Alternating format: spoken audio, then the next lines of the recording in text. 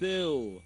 Gates open, they're up and racing. Pambihira draws for your lead. Moving up to take second by the rail, Starbucks Pansy down in third, Perfect Ice. While Dugos Charm is the early trailer. Heading towards the last 900, we have Starbucks Pansy by about 3 over Pambihira in second. Running in third, Perfect Ice, and Dugos Charm now running at the tail of the field. Heading towards the last 600 is Starbucks Pansy maintaining a 3 lengths lead. Pambihira remains in second. Running in third, Perfect Ice, and Dugos Charm in that order.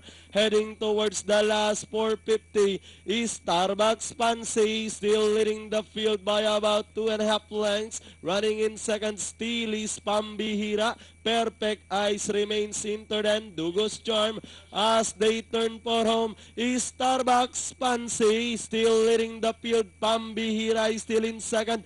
Perfect Ice moving up on the outside by the rail. Dugos Charm with the last 100 meters more to run is Starbucks Pansy. Pambihira remains in second, moving up Perfect Ice, and finally is Starbucks Pansy. Perfect Ice, Pambihira, Dugos Charm.